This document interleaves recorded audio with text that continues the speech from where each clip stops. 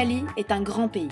Grand pays certes, mais jeune nation. Car ce n'est qu'en 1861 que s'entérine l'unité italienne, il y a seulement 150 ans.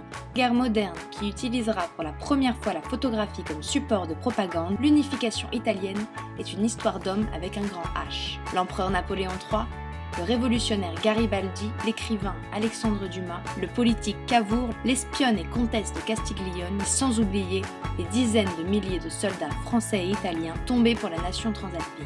L'Italie célèbre sa naissance, véritable roman d'aventure raconté au musée de l'armée situé aux Invalides, un haut lieu culturel à la croisée de plusieurs chemins. En 2010, avec 1 420 000 visiteurs, et en 2011, nous allons sûrement approcher ou atteindre la barre des 1 500 000 visiteurs. Le musée de l'armée se situe parmi les 4-5 grands musées français en termes de fréquentation, en termes de richesse de collection et en termes également de surface de mètres carrés d'exposition.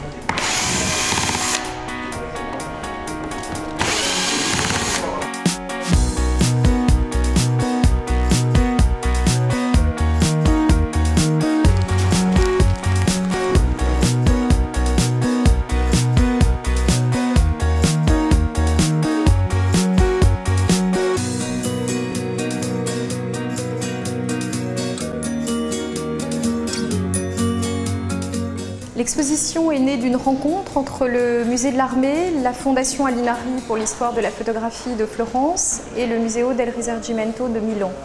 L'envie première était de raconter un pan mouvementé de l'histoire des relations franco-italiennes à travers la part prise par la France au mouvement qui a conduit l'Italie, morcelée en 1848 en une dizaine d'États, à devenir une nation souveraine, indépendante et unifiée.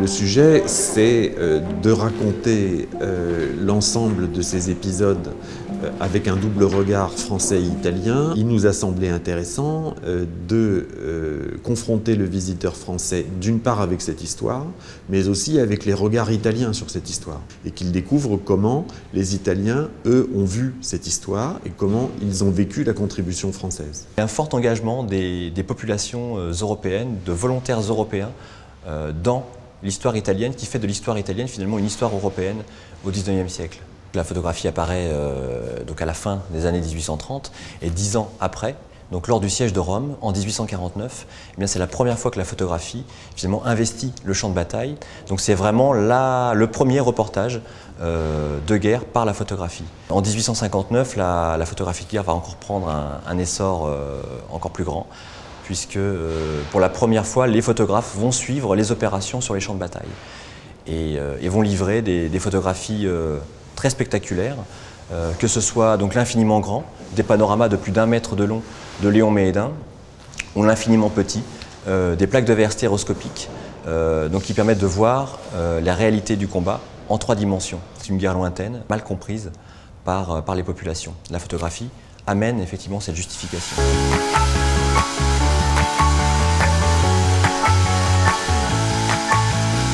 Non, il va passer là. Si, il passe. Légèrement biais. Non, même pas. D'accord.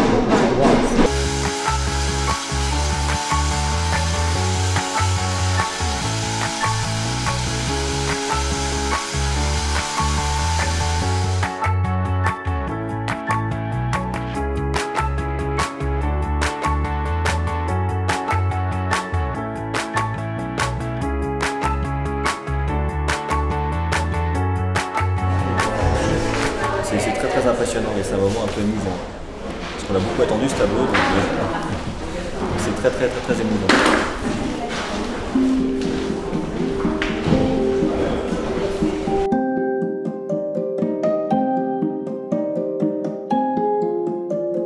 Cet artiste est un artiste engagé dans les combats du Risorgimento à double titre. Il s'est battu les armes à la main à plusieurs reprises contre les Autrichiens en 1848, mais aussi contre l'armée française de la Deuxième République en 1849 à Rome.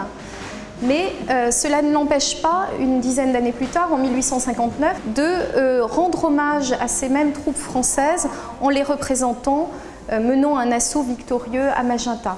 Nous avons véritablement tenu à leur rendre hommage, car il nous a semblé intéressant pour le public d'aujourd'hui de savoir que ces artistes ont pris réellement des risques pour réaliser les photographies, les dessins, les peintures que nous voyons.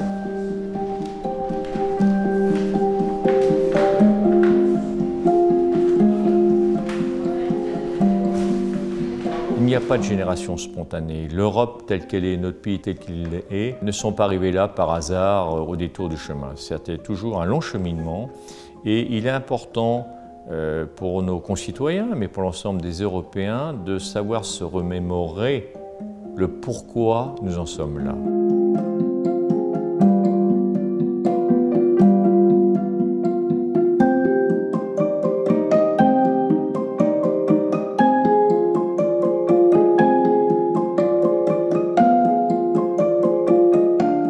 La fin de l'exposition, la fin de l'installation, c'est un moment émouvant, c'est un moment aussi intense, puisque c'est une dépense d'énergie conséquente, mais c'est aussi le moment où se concrétisent en 3 dimensions les plans que nous avions conçus dans nos esprits, le moment où on se demande si finalement tout va fonctionner et si le public va apprécier, comme nous avons apprécié, la réalisation de cette exposition.